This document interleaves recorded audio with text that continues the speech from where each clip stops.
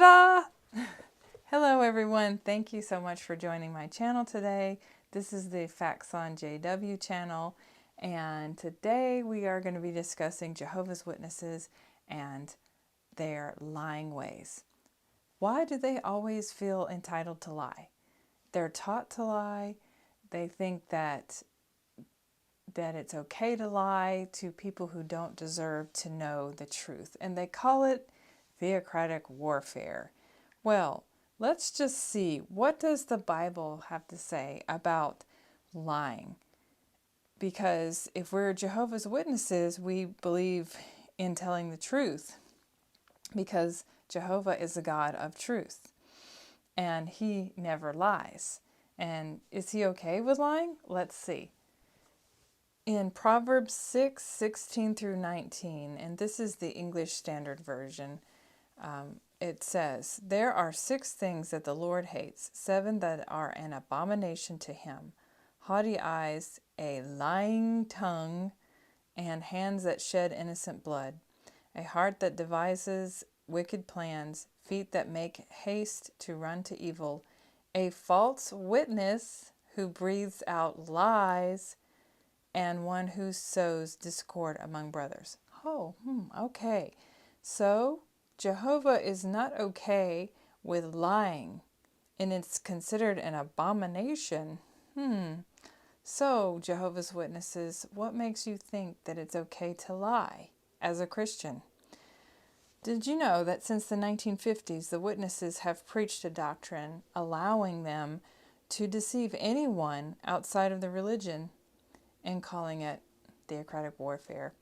The policy has taken on a new significance today as Jehovah's Witnesses are coming under scrutiny across continents for enabling and conceding the CSA cases. Of course, I will not be saying that word, so I'm just going to refer to it as CSA, or maybe abusers. Top leaders are being questioned under oath about this and trying to get to the bottom of this global scandal. In a 1957 article in the Watchtower magazine, it states that it grants permission to Jehovah's followers to hide the truth from so-called enemies of Jehovah, which they consider anyone who is not a Jehovah's Witness to be of the devil, of Satan, controlled by Satan. And actually, I would even say someone who is not in good standing in the congregation would also be considered someone that they could lie to. And here is what that article in the Watchtower states in 1957. It says, "So in a time of spiritual warfare, it is proper to misdirect the enemy by hiding the truth. Today, God's servants are engaged in a warfare, a spiritual theocratic warfare, a warfare ordered by God against wicked spirit forces and against false teachings." Oh, okay. So again, nobody is entitled to know the truth except who they deem worthy. The theocratic warfare doctrine teaches that refusing to cooperate with criminal investigations involving the Jehovah's Witnesses is sanctioned by God because outsiders are not entitled to know the truth. Although they may not use this term as often as they once did, they still believe that anyone that is not entitled to know this information is okay to lie to them. And they hide predators, let them continue their behavior. They don't let anyone know when they find out, hey, there is a predator in your congregation. So they're putting children's lives in danger, children's safety in their own congregation and in the community. So I like to use the term for Jehovah's Witnesses, nobody matters, because that's the truth. Nobody matters in this religion, not even your children, not your family. That's why they shun you, like nobody is important to them. And that's why I believe that they don't celebrate birthdays either, because birthdays means that you are recognizing someone and remembering that person as someone maybe important for the day. But again, nobody matters. So nobody matters except for the governing body, right? And as you can see here in this picture, it says Modern Day Theocratic Organization of Jehovah's Christian Witnesses. It starts with Jehovah, and then it's Jesus, and then the governing body. So the governing body puts themselves right up there with Jesus and God, as if they are like God themselves, because they feel like they're so important. But regarding the abuse cases, the investigation in Australia has been the most sweeping government inquiry into the Watchtower's CSA policies to date. Prior to the hearings, investigators uncovered allegations of this type of abuse against 1,006 Jehovah's Witness members in Australia since 1950, and none of them were reported to the police, which is really sad to think about that. But I believe it's because the witnesses don't feel like the police should know these things because they are of the devil, right? So they're not looking out for your safety. But that's a twisted view of how it should be handled. When they had requested to interview Jeffrey Jackson and other Watchtower officials, this was denied. The Commission lacks the power to arrest and prosecute the perpetrators, but has referred some cases to criminal authorities and plans to issue recommendations to the government. During the hearings, Vincent Toole, he was the head of the Watchtower's legal department in Australia, was asked whether he was aware of the Theocratic warfare doctrine, and he says, "Well, I've heard the expression, but I'm not really sure what it means." He was then asked whether witnesses were allowed to lie to protect Jehovah's name. He said, "We are truthful. To be a Christian, you have to be truthful." Okay, that is true. You are supposed to be truthful, but then you just lie and hide important information. So how is that a Christian after all, right? Well, let's just see how truthful the witnesses really are. In one case of CSA, there is a congregation and the Watchtower had knowledge of it, and they were obligated to report to law enforcement and child welfare authorities. They admit that they had knowledge of this and that they did not report it. As a result, the victim was subject to continued abuse. And of course, the Watchtower declined to comment on this case as well. So you see how they allow the predators to endanger more victims, and more victims pile up because nothing is done about it. When Watchtower is asked to comply with the authorities to hand over evidence of these cases, they always refuse. They are determined to keep it a secret. They would rather protect the predator than help the victims in their own religion. What is wrong with you, Watchtower? Again, that's why I say nobody matters in that religion. The women and the children especially do not matter in this religion. If you're an elder, they might give you the buddy-buddy system with that, and they don't care what you have done. As long as it's, like if you're a predator, it's kind of like they're like, it's not really that big of a deal. But if you smoke a cigarette, whoa, that's a big deal. Let's see what Jeffrey Jackson has to say when he was summoned to be questioned at the Australian Royal Commission. He was caught on camera lying. And of course, I'm sure many of you have heard what he had said, but let's just watch and see. If someone is perceived as one of Jehovah's Witnesses in the community, that's because they have not disassociated or been disfellowshipped. Well, it has to do with what the person is telling other persons. Well, there's no middle road, is there? You're either a member and subject to the organisation, or you're not. Isn't that the case? Yes, but I thought you were asking me about disassociation. Well, I am indeed. So if someone hasn't disassociated but has sought merely to become inactive or to fade, they're then still subject to the organization's discipline and rules.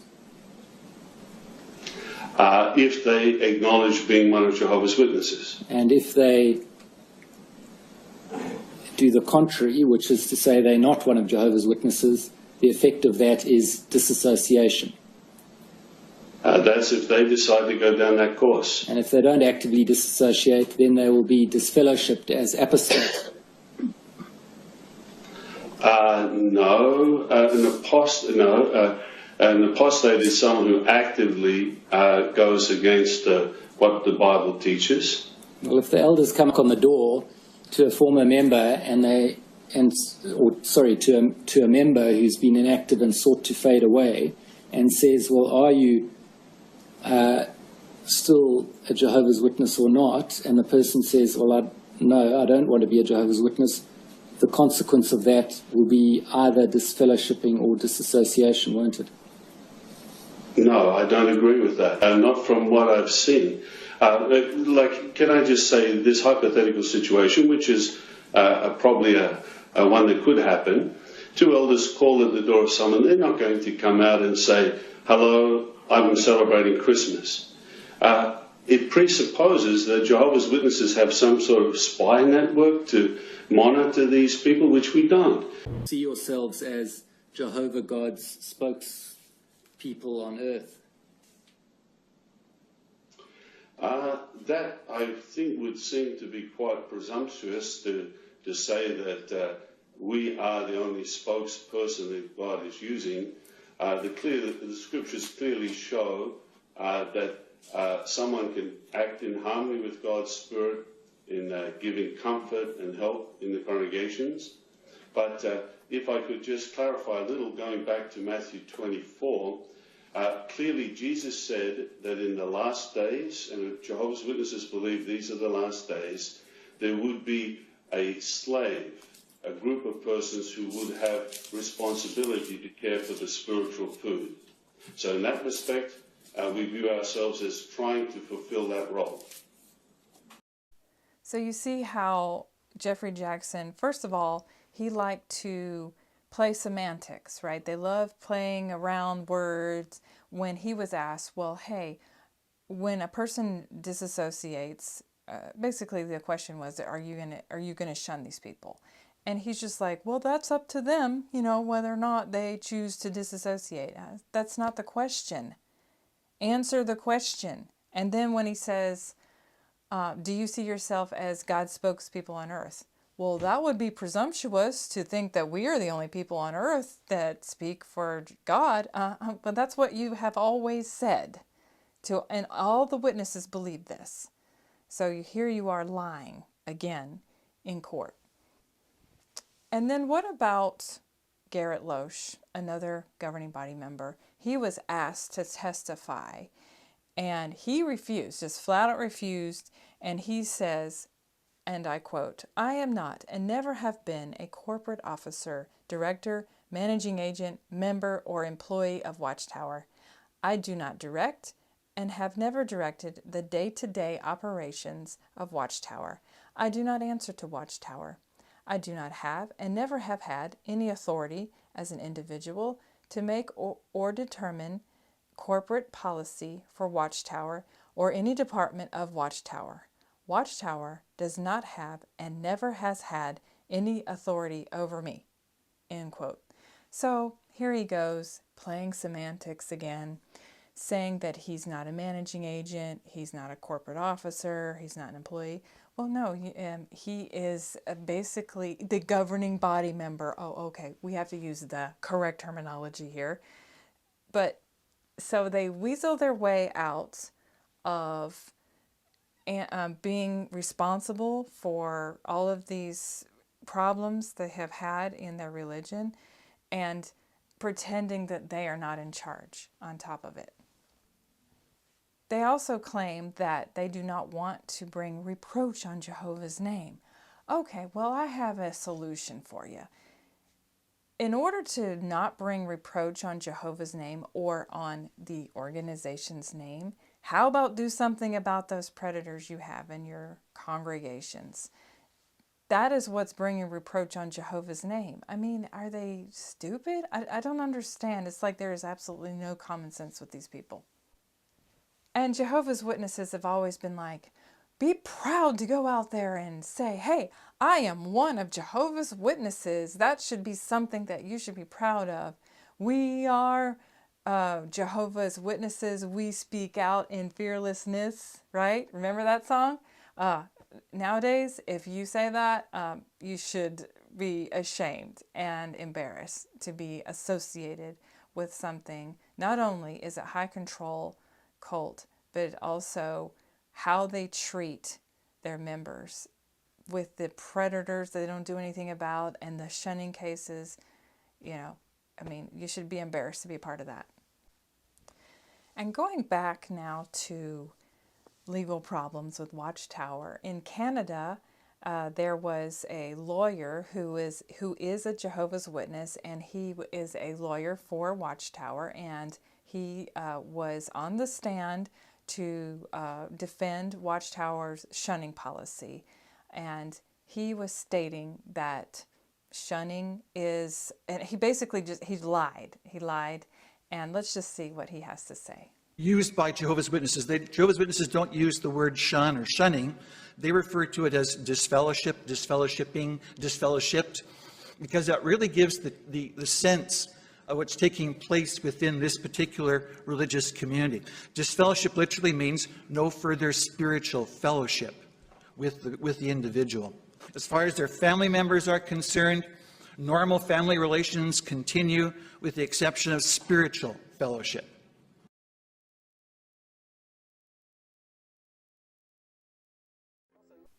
So we see that in Canada, the lawyer there was lying, just flat out lying. He was saying that, oh yeah, normal family relations continue. No, they do not. And I actually have a friend who had someone come to their door, and my friend said, point blank, asked the lady, do you disfellowship or shun your members? Just like that, disfellowship or shun. That way she couldn't beat around the bush and play word games, and she just flat out said, nope, we don't do that. Just live, because it's embarrassing if you go to the public and be like, hey, why don't you come join our religion? But I just have to warn you, at some point you may get shunned, or you may have to shun someone. And by the way, if you need a life-saving blood transfusion, you can't get one. You have to die. And don't celebrate any of the holidays, including birthdays. I mean, and you can't vote, and you can't serve in the military if that's what you choose to do. It's just so many rules, and people are just going to be like, whoa, wait a second, what am I getting myself into? And speaking of more lies, we also have an attorney that is a Jehovah's Witness attorney. His name is Philip Brumley. He was also caught lying and was ordered to pay $154,000 in fines resulting from false and misleading statements filed with the court. Okay, so more lies, and you're just what are you gonna do? Just keep paying these fines instead of telling the truth and solving the issues? What's wrong with that? And Philip Brumley was in the Montana case, and with all of the predator problems over there, and he was the one who had ended up lying. And, well, he's having to pay for that himself personally because, Watchtower, they're not going to help you in any way if they can avoid it. And then we have the Pennsylvania cases. There were lots and lots of predators in that state. And at first, they were hiding. Obviously, they did not want to come forth with the information. Watchtower wanted to hide it, but then the information was leaked out and it was presented to the courts. And so now they can't deny, they can't lie that all of that had happened. And so now they are facing charges, obviously the predators themselves, but also Watchtower, the leaders, the governing body members are being held accountable for this because they knew about it and they did nothing. So speaking of lying and just, let's just say rumors, Jehovah's Witnesses have also had rumors. How many of you have heard of the whole Smurf story? I did. That there was a Smurf that was in the Kingdom Hall one day during a meeting, got up and left. So a lot of Jehovah's Witnesses were like thinking Smurfs were demonic. Well, it's funny though, I grew up, my parents didn't seem to buy into that, so I would watch the Smurfs. I had Smurf toys, and so we just never believed that story. But there was a story that my mom definitely believes. There is this song that Tommy James and the Shondells wrote in 1969, and it was called Crystal Blue Persuasion.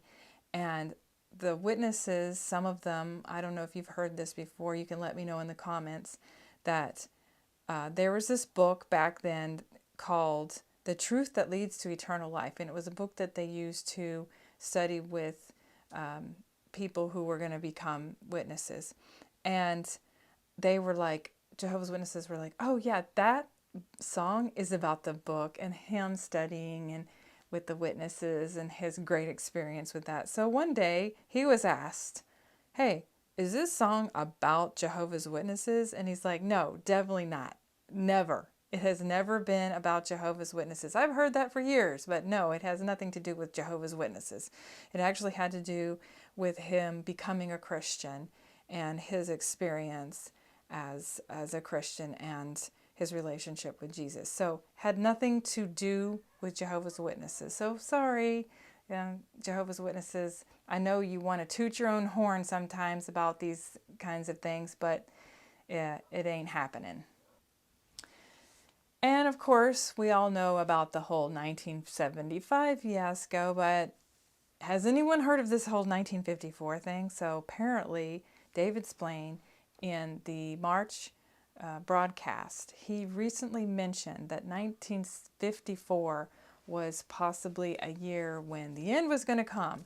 And I think what it was is it wasn't official, but it was just people, they're always talking like, hey, the end is coming any day now, you know, this generation of 1914 shall not pass away, and the end will be here. And so we don't need to be preparing for the future because paradise is coming, Armageddon is coming. So let's just see what David Splain has to say about this. Well, now the application. Would it be possible for us to get in the way when Jehovah decides to do something, or when he approves a project that maybe we don't agree with? It could happen. The organization suggests a new way to carry out the preaching work. We tell our service group, that'll never work here. Maybe it'll work somewhere else, but not here. We're different. What about our building projects? Ramapo? Why do we need Ramapo? Armageddon's coming. In the late 40s, when the decision was made to expand world headquarters at 124 Columbia Heights, a few of the brothers took a dim view. Why spend the time and the money so close to the end?